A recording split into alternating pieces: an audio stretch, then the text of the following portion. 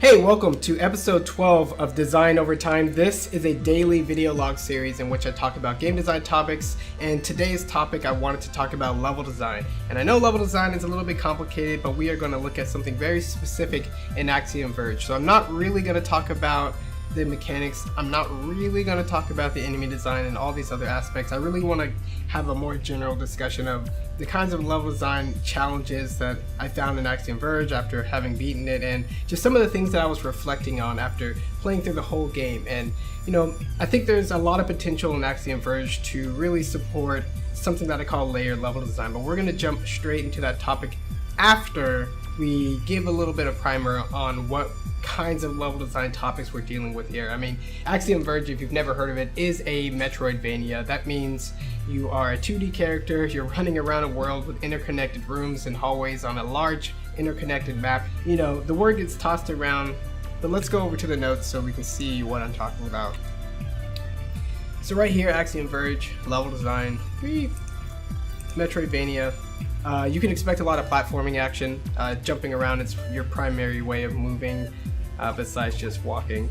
And you have shooting action. You know, these games are shooters, 2D side-scrolling shooters, and you can expect a lot of upgrades for your weapons and your movement. These games overall have a lot of locks and keys. These games also pack a lot of secrets into their level design, so you know, little cracks in the wall, hidden passageways. And like I said before, there's a large connected map, which means that at some point there's going to be some backtracking. You might hit a dead end, you may have to go back the same way you came, you may have to head into an entirely different area after progressing in one area, so you might see a lot of the same rooms over and over again. You might see a lot of familiar enemies and challenges or whatever. That's common to this game. I think a lot of designers try to minimize the backtracking that's just you have to get from one place to another and there's nothing you can do but travel.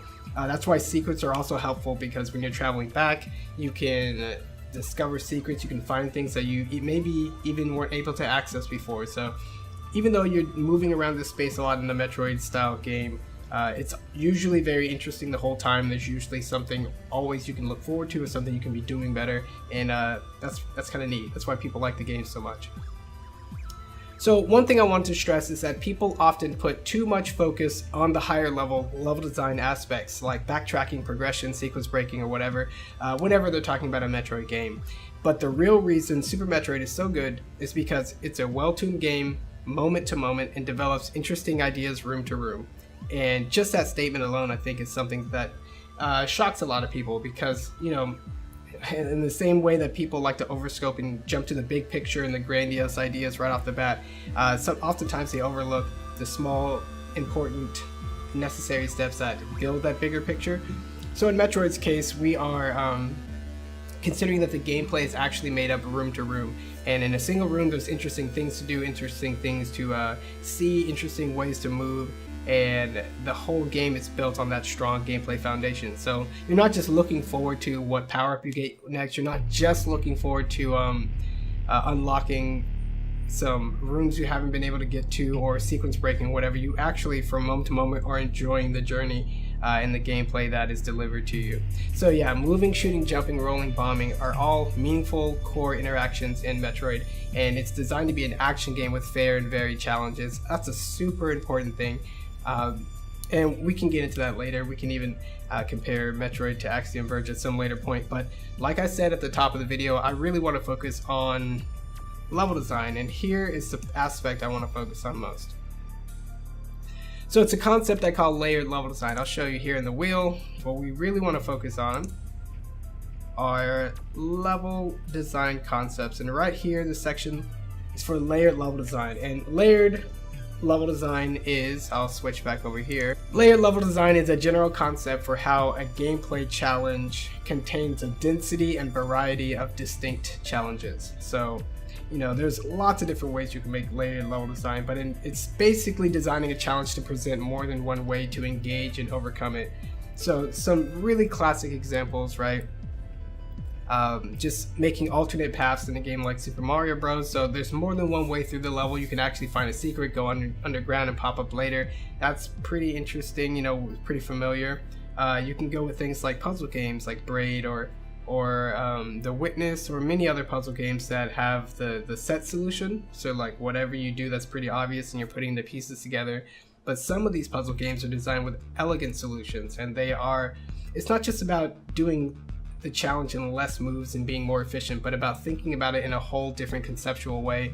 And what's interesting is these games can present these challenges simultaneously. So without changing anything in the level, you have your ability to play it straight or your ability to go deeper and think in a different way and enjoy it in a whole new way, even though it's the same exact arrangement of level elements and player mechanics available and all that. So that's really cool. This is why layered level design is a way of grasping and defining and understanding the depth within a level design.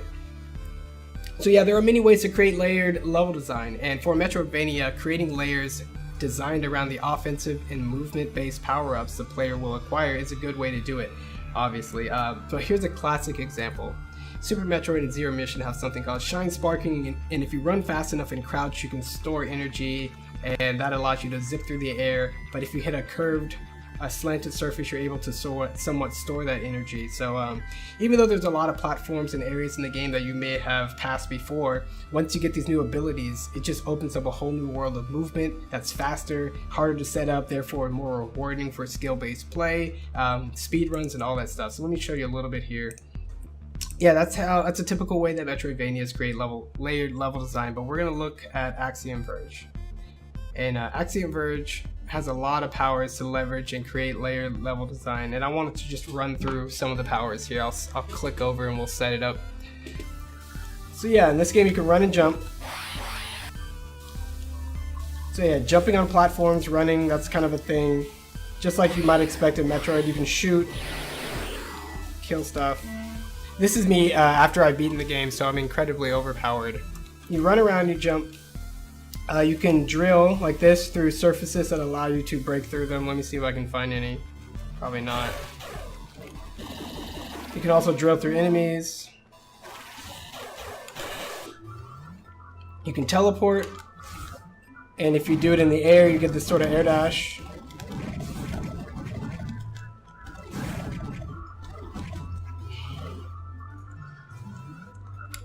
Air dash, you can drill through stuff. You can shoot off a drone like this, and then your main character is completely protected and you can kind of run around with this drone. And if it takes too much damage, it just teleports back to the main character, but it's really at no risk to you. So you can just explore around all you want with this drone. You can even go into other rooms. You can go quite far away with your drone.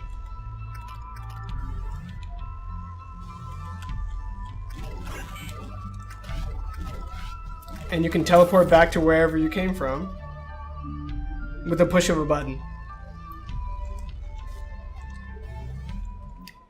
The other thing the drone can do is you can teleport to it. That's kind of like a late game power up, but I think it's pretty interesting. I want to show you what it looks like.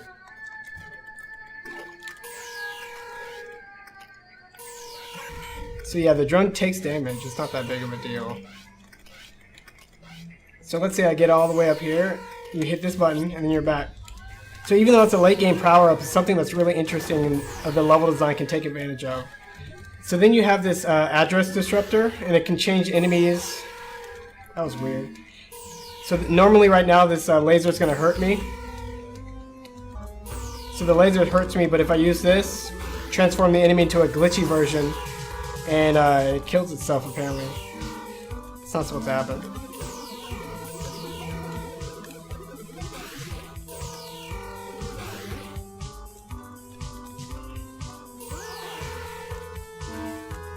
That's interesting. But yeah, every enemy in the game can be sort of changed between 1 and 2 forms. You can even change level elements like these bricks right here. And now these bricks can be drilled through.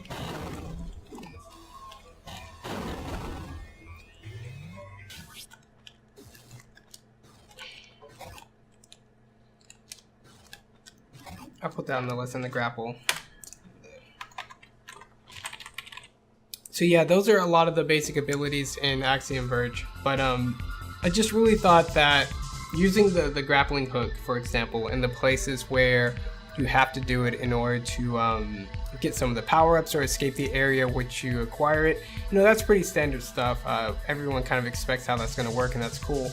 But I wanted there to be more layer design that sort of creates interesting gameplay challenges and scenarios based on your optional use of it, especially if that layer design comes out in previous areas that you went through once already, but because you didn't have your grappling hook, now it's just that much more interesting. I felt like there was a ton of potential in this game to create layer challenges using all these different abilities, walk, run, jump, drill, teleport, drones, address disruptor, and the grapple hook. But for the most part, all the hallways were more or less of what you find in Metroid, where the enemies are just kind of there and they attack you, or they do their own thing and then you shoot them and move on. So, one element I felt like was pretty distinct in Axiom Verge is the stealthing element. And if you don't have enough health, if the enemies are a little bit too strong in an area, sometimes you send in your drone, and your drone will go in and take care of business for you. If it dies, no big deal. It just teleports back to you and you can try again in a few seconds. So essentially the drone is a risk-free way of exploring the world, of drilling, of fighting for you, of distracting the enemy, and all those kinds of ideas are neat. Like, so what if it's risk-free? We're really not talking about difficulty design right now. We're just talking about all these different kinds of ideas that you can do when you leverage all these different mechanics, especially the ones that Axiom Verge does most uniquely. We're looking at potentially situations in the game where if you use a drone, the gameplay is different, and if you use your offensive guns, the gameplay is different. If you want to move around targets and enemies, the gameplay is different. And that just kind of requires treating a lot of these areas and situations in a way that's sort of beyond the metroidvania mold that's been so well defined and so carved out at this point.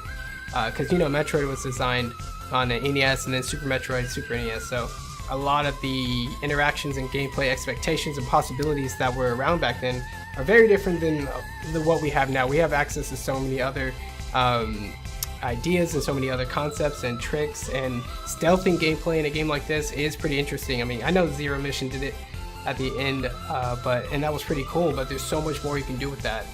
I want to imagine a level where going through it once, you got your straightforward, shooting enemies and stuff, but then there's a whole different challenge for a whole different path, we'll say, accessible to you if you can do the 1 block thick teleportation that's available in this game, or the 2 block thick, or if you can teleport through solid walls, right? You can pick one of those, because we're not going to go too crazy and make a possibility for each one of these, but just think in your head how cool it would be if there was an alternate path that required you to sort of teleport through the wall. And there are actually moments like this in the game. So each one of these ideas, the reason why I want to talk about this in the first place is because Axiom Verge does do a few of these things in a few areas, but what I'm really looking forward to potentially talking about, dreaming up, is that what happens if the design were a little more concentrated and a little more intentional. Because there is a secret in Axiom Verge, I think 2 vertical hallways, where if you drill into the side, you can take this little shortcut path that avoids the enemies altogether. Oh, nice. Secret. Yeah, I just saw that. So we're not necessarily looking for a bunch of shortcuts through the level that kind of take away the challenge, but we are looking for interesting ways to engage with the level and find other types of challenges and other ways to express ourselves with the mechanics and tools available. So, hideaway hallways is pretty cool. Sending drones before you to either fit into small spaces, distract enemies, hit switches, drill through things, being able to call the drone back or teleport to it would be a really interesting set of possibilities to experiment with in a stealthing scenario. Then the address disruptor, the glitch gun as people call it, changing level elements is pretty neat. Changing enemy behavior is neat. Learning what the enemies do when you switch them back and forth and deciding which enemies to transform would have been a really interesting thing for the game to play around with. Because as far as my experience goes, there really wasn't a lot of reason to use it. And normally you're too powerful to take too much of a threat from enemies anyway. That you don't really consider maybe if I could change this challenge with an address disruptor, maybe if I can change the enemy's attacks the way they attack at you, I'll get through this room easier. It's more just like you can get through every room, and the bosses are so many hit points that they are their own challenge altogether. But thinking more along the lines of giving the player more purposeful reasons to, and more intentional reasons to use the glitch gun. Because unfortunately, while there are some interesting applications for the glitch gun, the address disruptor, the one I just showed you was pretty interesting. Most of them aren't that interesting. And sure, some of them are little secrets, like enemies that used to hurt you now heal you. That's pretty funny. But for the most part, the enemies turn into a weird, glitchy version of themselves that act almost the same. So I want a little bit more distinct, discrete changes and interactions with that. And I want the player to have to strategize and plan around which enemies they will change and which enemies they won't. Same thing with the grapple hook. You know, there's so many ways to mix and match these abilities, so many ways to layer this up, that you could really make the game less about finding secrets and new paths with the backtracking and more about experiencing a really interesting stealth action game depending on what your powers are when you go back over familiar areas. So that's just one thing I wanted to sort of talk to you guys about. I'm going to draw up some diagrams and hopefully that'll be a little bit more instructive. And overall, the level design of Axiom Verge mostly uses the above listed mechanics as keys and locks rather than tools to progress and strategize through challenges. So that's mainly the point I want to end off with today. That was our 12th episode of Design Over Time. I hope you enjoyed it. Level design is sort of interesting to think about. It's sort of interesting to take what you see in a game and try to take it into a direction that's still very possible within their tool set, without changing too much, without altering their initial design. Maybe even just taking the things you like most about a game and concentrating into one set piece is sort of what I've been thinking of. But there's a lot more to say about Axiom Verge, but focusing on level design was the focus of this video, and I hope you guys enjoyed it. If you have any questions about, you know, what I think about the game or any other thing about level design, leave your comments down below and I will certainly get back to you. You can also follow us at Design Oriented, and my Twitter is at KirbyKid. So, you know, don't forget to do that. Don't forget to subscribe, and we will see you tomorrow with another episode of Design Over Times. See you later.